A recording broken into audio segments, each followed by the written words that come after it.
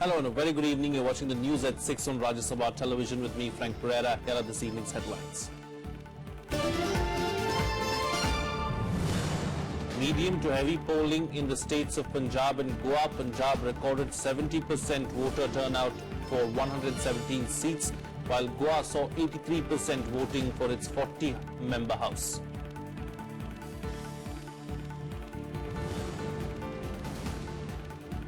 Top leaders of all major parties hold election rallies in Uttar Pradesh. Prime Minister Narendra Modi kickstarts his election campaign from Meerut. Mayawati addresses two rallies in Bareilly and Firozabad.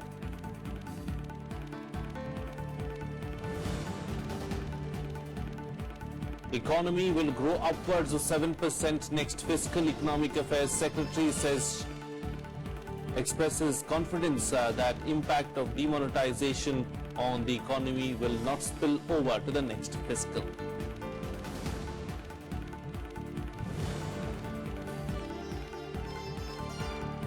And US judge issues a temporary nationwide block on President Donald Trump's ban on travelers from 7 nations. Federal Judge James Robert rules against administration claims that US states can't challenge Trump's executive order.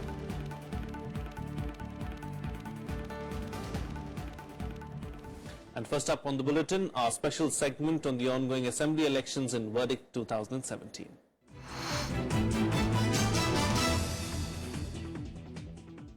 Punjab witnessed nearly 70% voting for the 117 assembly seats in the state today.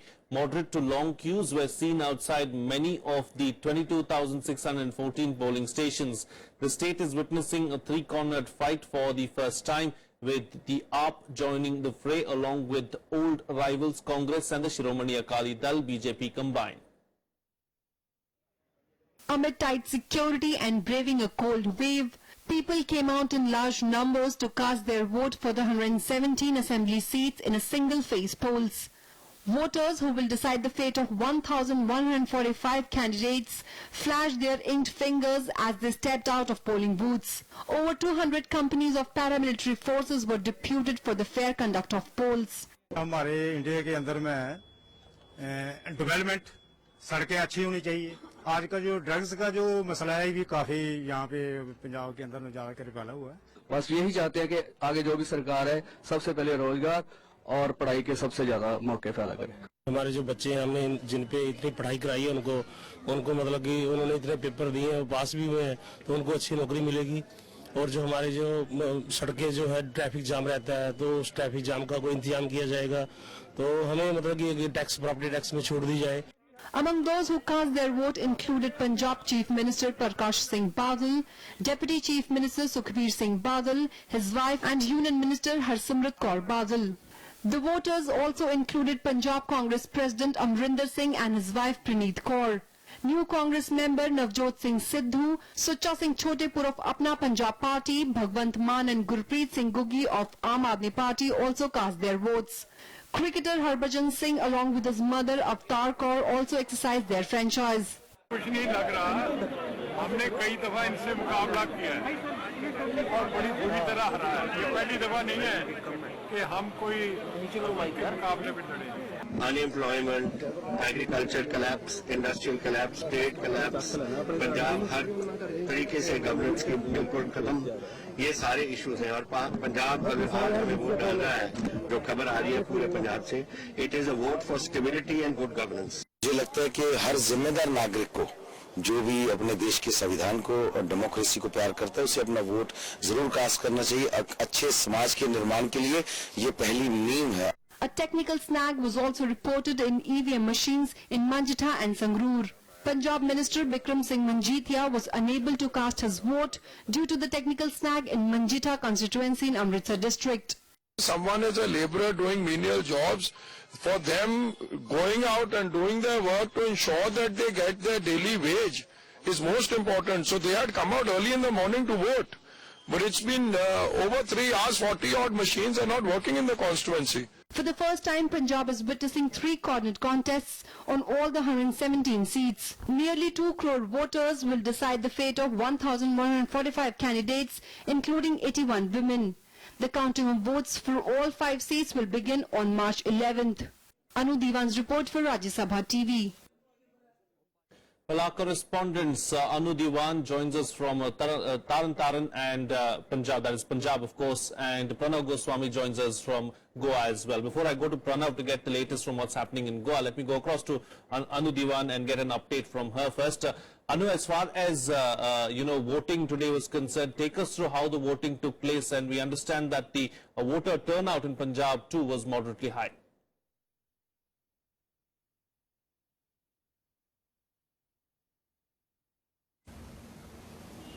Definitely Punjab turnover was expectedly high, as because it was in the morning we have seen that it was voters coming out were very low, but after meanwhile in the afternoon they turned up in a very high number, like about till 3 p.m. there were 53% voters turnover. But after few minutes, or after you can say at half an hour, Election Commission will be holding a briefing where it will tell how much percentage of votes have been casted, how much percentage of voters have turned out. But there were few complaints of the EVM machines also, which were not working properly. Election Commission has told that near about 150 machines in about Majita, Amritsar and Sangrur area, they have received complaints, and they have on the spot only tried to change the machines. But they have also told that the duration where the machines were, when they got the news that the machines are not working, so that time was also wasted. So Election Commission tried that wherever this complaint was received, they have given extension to the voters.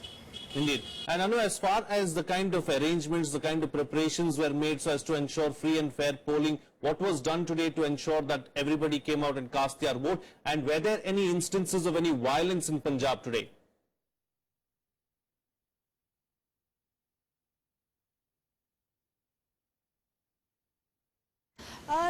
Till now we haven't heard of any incident, any such major incident, but Election Commission teams were already deployed all over the polling stations in all of the Punjab. Also paramilitary forces were seen in the critical areas, and Punjab police were also deployed there. People were quite happy that the peaceful Punjab polling are taking place, and they were quite satisfied with the management of the Election Commission. And Election Commission has already tried to give fair and secure election procedure to all the people of the Punjab. And Election Commission, not only Election Commission, the state administration has also tried its best to give the proper free and fair election, and also security to all the voters whoever comes and casts his vote. All right, Anu Diwan, we'll have to leave to that. Thank you so much for joining us there with those details. Pranav, do stay with me. I'm going to come back to you for a reaction. But before that, let's go and get the latest from Goa. Now, Goa saw a record voter turnout of 83% in today's polling. This election tests the expansion plans of Arvind Kejriwal's Aam Aadmi Party, which debuts in the state. Votes for Goa will be counted on March 11th, along with the other 4 poll-bound states. Voters in Goa queued outside polling booths on Saturday to cast their vote for all 40 constituencies to decide the fate of 250 candidates. More than 11 lakh voters exercised their franchise this election day across 1,642 polling booths, with paramilitary forces and state police guarding them all.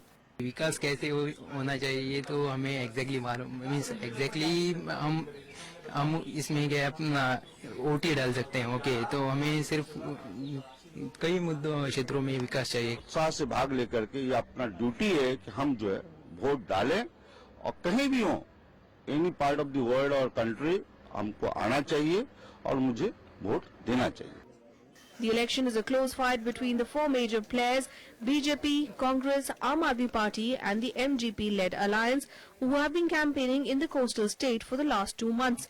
Defence Minister and former Chief Minister of the state, Manohar Parrikar, was among the early voters at Panaji and claimed that BJP will get 2/3 majority this time, even as the Congress eyes a similar mandate. Goa votes very heavy, and this is one of the speciality what BJP has inducted into the politics of Goa to increase the voting. Last time we managed to get it to around 84. This time we may be able to get even crossing 85. Initial indications are good. As far as I am concerned, we are concerned, BJP expects mandate with 2/3 majority. Goan people by and large will vote to see that BJP government does not come back to power. everybody says that he will get the majority. But people will show on 11th of March who gets the majority. I'm sure that we are coming to power with absolute and with comfortable majority. And our priority will be continuing the stress on development of infrastructure and social welfare network that we have already created. And more than that, will be emphasis would be laid on creation of jobs. To urge more women voters to come out and vote, polling booths with a pink color theme had been designed.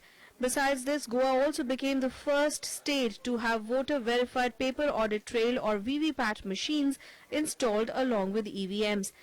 It's a very good concept because they are sort of encouraging women to come and vote. It's an excellent thing, I think. And as you know, we've been failed by all the governments, so we are looking for a change. Hopefully, we will get something. In spite of you being an educated lady, हम लोग housewife होके रह जाते हैं. इस concept से मुझे लग रहा है कि ज्यादा से ज्यादा हाउसवाइफ बाहर निकलेगी और अपना राइट जानेगी. एक्चुअली स्पीकिंग, आप लोग अगर पढ़े लिखे हैं ना तो फिर भी until you get some practical experience, आपको पता नहीं चलता है कि आपके राइट क्या है, आपकी ड्यूटीज क्या है. So I think it's a very nice concept.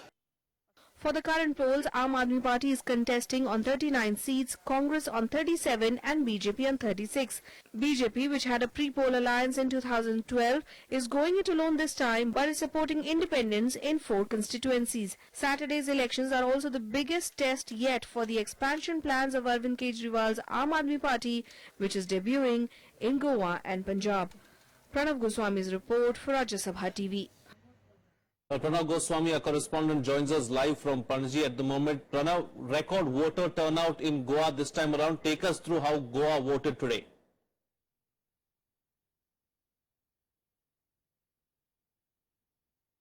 Yeah, absolutely right. And Goa has always recorded very high voter turnout. And this time also, Goan people proved it that how much enthusiastic they are just to take participation in this democratic exercise. We saw that since early morning people started coming out from their houses and they were very keen to cast their vote.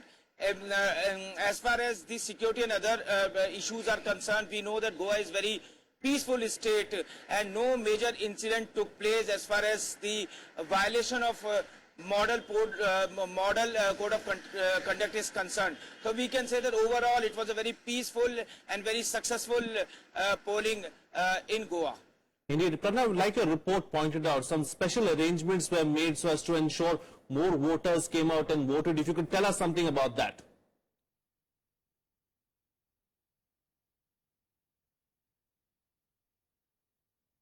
Election Commission had done lot of initiative, like they made a few model polling centers, they called it pink polling centers, where the women voters were encouraged to special encouragement just because they come and cast their vote. Other arrangements had also been done, like for disabled people. And so Election Commission did excellent job as far as the polling is concerned.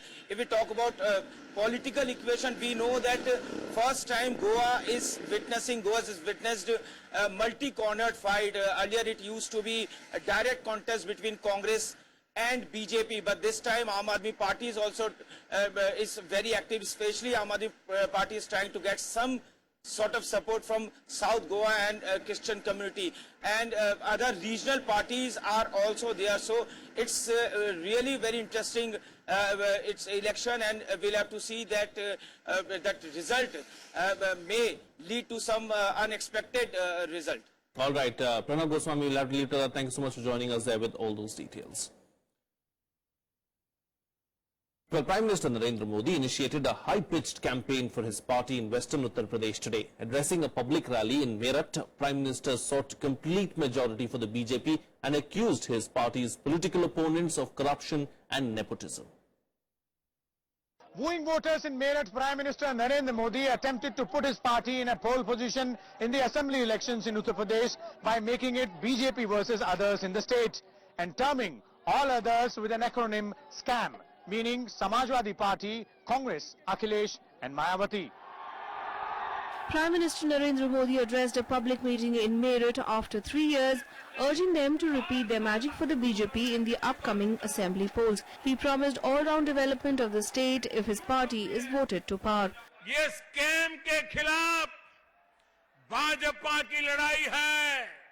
Scam का मतलब है S Samajwadi, C Congress, A Akhilesh, M Mayawati.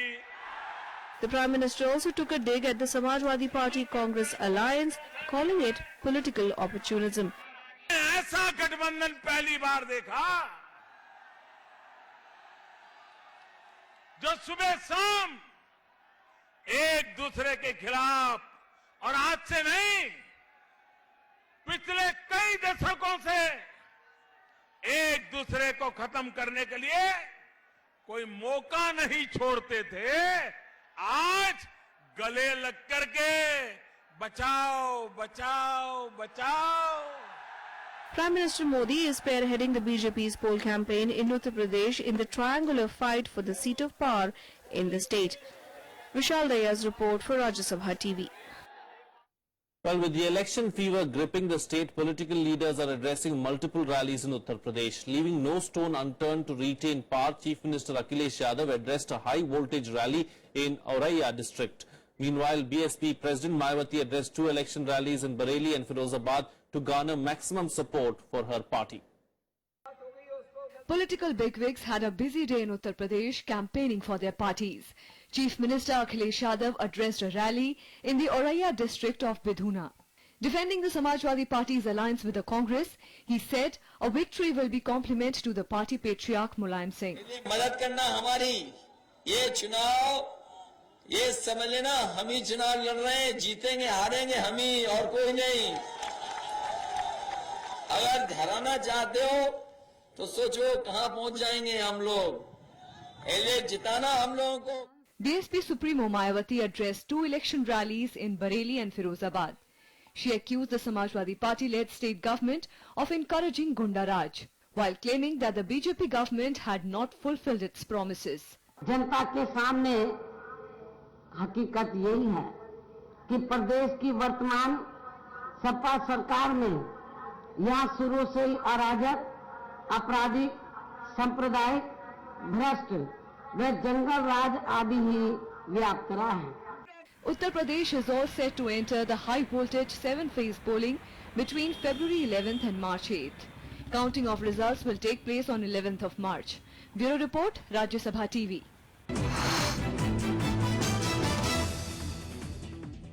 Well, it's time for a short break now, but news and updates will continue on the other side. Stay tuned. We'll be right back.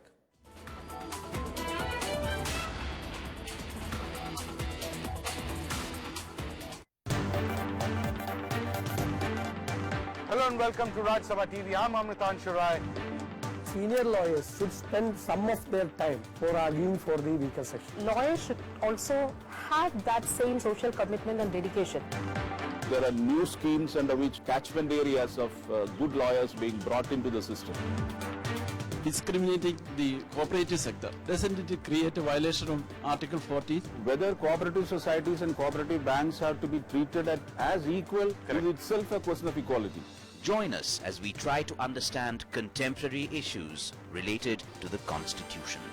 Watch Constitutionally Yours on Rajya Sabha Television. We produces almost 25% of the world pulses in India. We are the largest producer of pulses, largest of consumers of pulses, largest of processor of the pulses, and largest importer of the pulses.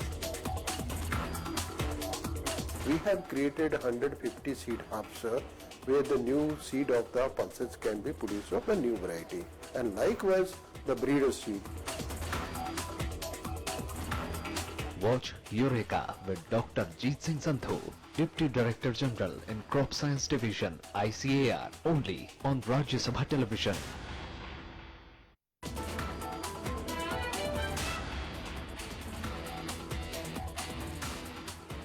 Welcome back. You're watching Rajya Sabha Television. While stepping up the growth pitch, Economic Affairs Secretary Shaktikanta Das has expressed confidence that the economy will grow upwards of 7% next fiscal. Drawing on Finance Minister Arun Jaitley's statements, the Secretary said there will be transient impact of demonetization on the economy, but it will not spill over to the next fiscal. Das also claimed that a large part of the economy was moving towards digital transactions, and despite global headwinds, India's growth remains much stronger. He also listed various reform measures announced in the budget, dubbing the announcement on contract farming and UGC as very big reforms. This budget maintains consistency in policy of the government with regard to reforms and with regard to tax policy over the last, this is the fourth budget, and over the last 2.5-3 years, there is a strong element of consistency. With regard to reforms, if you see some of the reform measures taken by the government over the last 1 year in particular, have been listed out by the Finance Minister in his speech. We have the GST today, which is going to become a reality at the end of the first quarter of next year. That's on 1st July. I think that's the biggest tax reform since independent India. The Election Commission has sought the AIADMK's response on a complaint filed by sacked leader Sasikala Pushpa against the election of VK Sasikala Natarajan as party General Secretary. Pushpa's complaint claimed that Natarajan's election violated procedure. Pushpa told DEC that Natarajan's elevation as the General Secretary of the party was carried out in an undemocratic manner. Karnataka BJP President B.S. Yediyurappa today claimed that veteran politician S.M. Krishna, who recently resigned from the Congress, will join the BJP soon. Krishna quit the Congress last week. He alleged that he was being sidelined in the party because of his age. Two militants were killed in an encounter with security forces in Baramulla district of Jammu and Kashmir. 2 police personnel were hurt in the operation. Security forces launched an operation in Amargarh area of Baramulla district this morning following information about presence of militants in the area. Moving on to some international news now, a U.S. judge in Seattle issued a temporary nationwide block on President Donald Trump's ban on travelers from 7 mainly Muslim nations. Federal Judge James Robert ruled against government lawyers' claims that U.S. states did not have the standing to challenge Trump's executive order. In a severe legal blow yet to the ban on immigrants, a U.S. federal judge put a nationwide block on U.S. President Donald Trump's week-old executive order that temporarily bars refugees and nationals from 7 Islamic countries from entering the United States. The restraining order issued by the Seattle judge will remain valid nationwide, pending a full review of a complaint by Washington Attorney General Bob Ferguson. It's obviously a historic decision and an important one for the rule of law and for the people of the state of Washington and the people of our country. I said from the beginning, it is not the loudest voice that prevails in a courtroom. It's the Constitution. And that's what we heard from Judge Robart today. Last week's travel ban order led to continuous protests and confusion at U.S. airports. Customs officials told U.S. Airlines that they can resume boarding banned travelers while a legal case is heard.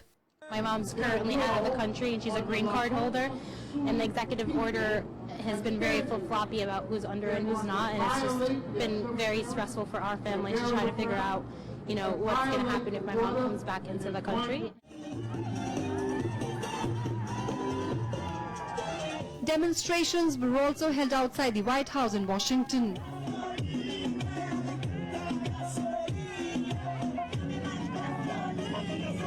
The temporary restraining order represents a major challenge to Trump's action, although his administration could still appeal the ruling and have the policy upheld. The Justice Department says it will appeal against the Seattle ruling. Bureau Report, Rajya Sabha TV.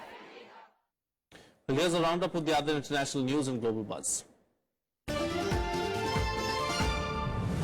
The United Nations removed the name of a former Afghan warlord from its ISIS and Al-Qaeda sanctions list. Leader of Islamist organization Hezbi Islami Gulbuddin Hekmakhtyar was removed from the list, which means his assets will not be frozen and he will be free to travel. Hekmakhtyar, who battled US forces after the 2001 invasion and nursed bitter rivalries with other Afghan factions, agreed to lay down arms last year.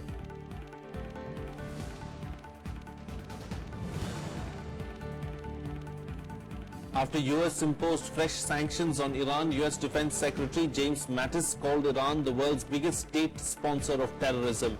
Mattis, however, said that there was no need to increase troop numbers in the Middle East in response. The fresh sanctions were slapped against Iran following its recent ballistic missiles test. Iran has reacted to the sanctions, saying it will take reciprocal action.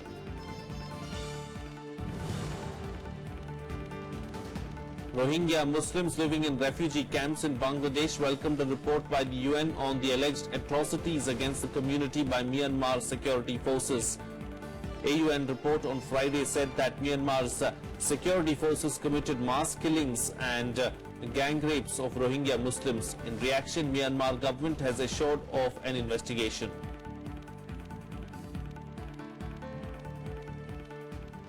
That's it on this newscast. Have a good evening.